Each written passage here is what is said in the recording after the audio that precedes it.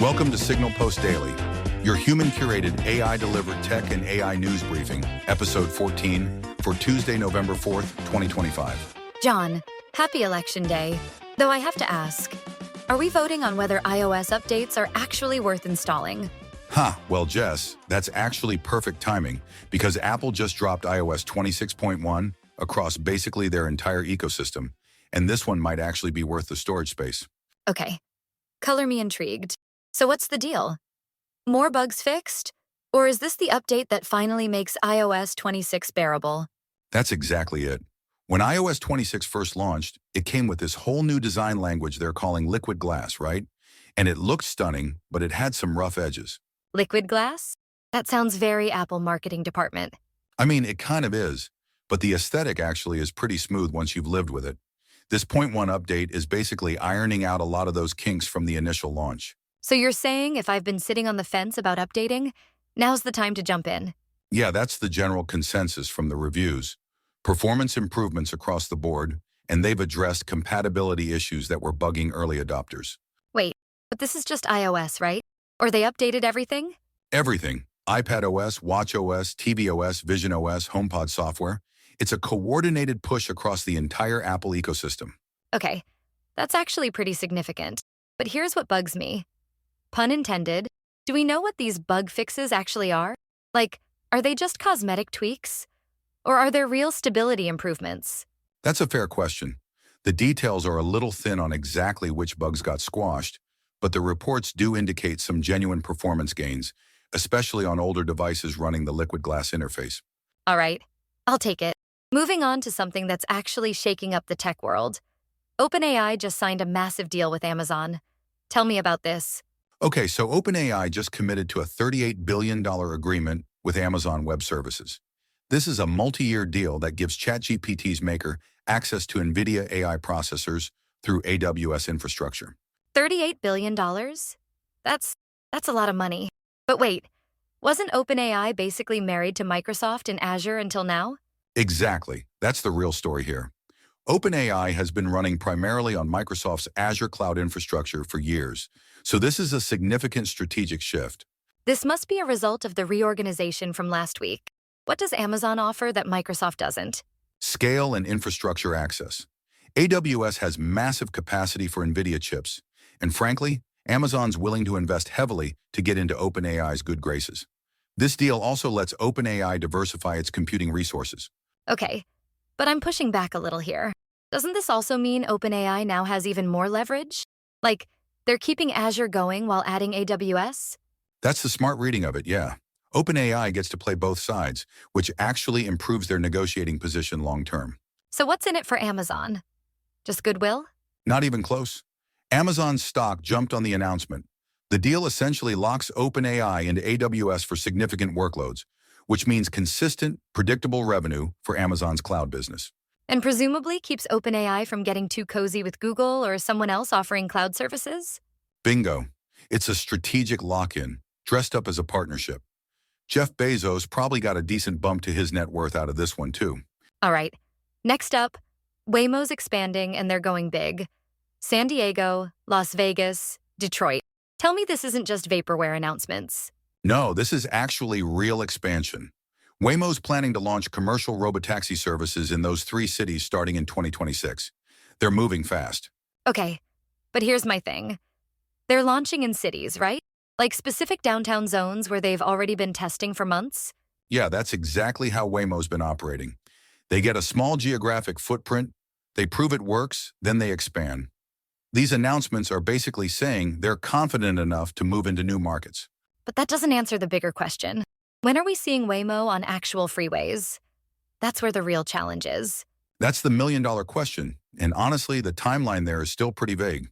Freeway driving is way more complex.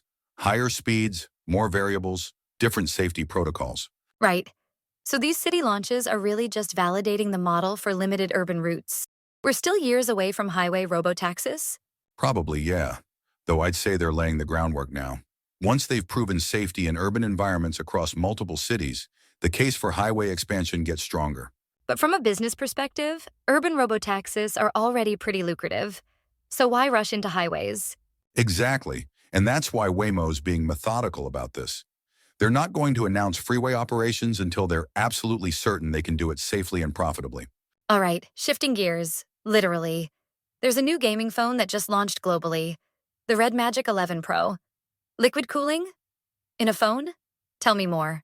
So Red Magic has been making these premium Android gaming phones for a while, but the 11 Pro is their first real international push at scale, starting at $749 in the US.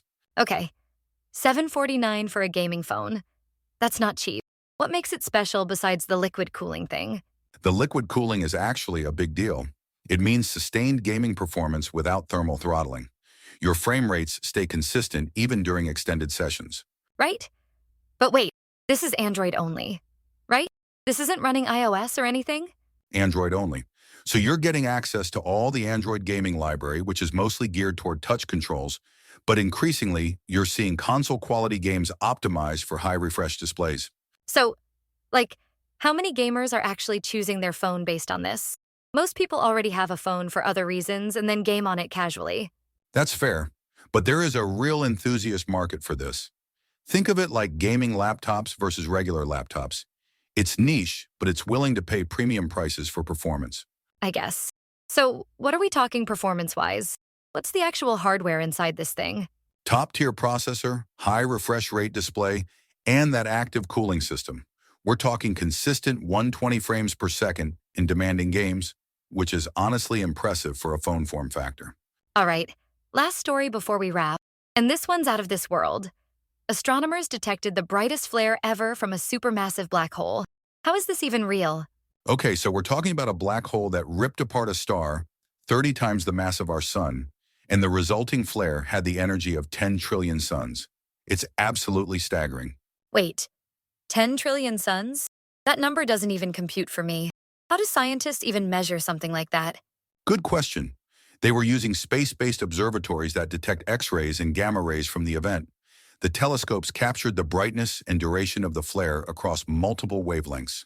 So they weren't like pointing a telescope at the sky and going, "Whoa, that's bright?" There's actual data backing this up? Exactly. And the really wild part is this was a distant event, ancient, cosmically speaking. So we're basically looking back in time at something that happened billions of years ago. But here's my question. Why now? Why are we detecting this now if it happened so long ago? Because the light is just reaching us now. The universe is so vast that photons from distant events take eons to travel here. We're getting this signal now, but the actual event was incredibly old.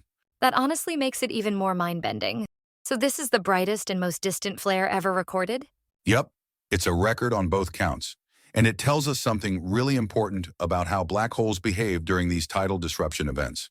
Okay, last quick thing. Is this something we should worry about? Like, could this happen to us? Not even slightly. The nearest black hole is thousands of light years away. We're safe, for now. Phew. All right, listeners, if you've got thoughts on any of this, iOS updates, OpenAI's strategy shift, Waymo's expansion, gaming phones, or black holes eating stars, we want to hear from you. Send your comments and questions to feedback@signalpostdaily.com. Absolutely, and while you're scrolling today, slide into our DMs on Twitter, TikTok, and Instagram, or leave a comment on YouTube and say hi. And hey, if you're listening today, remember to get out and vote if you haven't already. We cover a lot of tech, AI, and science here, but democracy still runs on participation. Well said. Thanks for tuning in to Signal Post Daily. Bye-bye.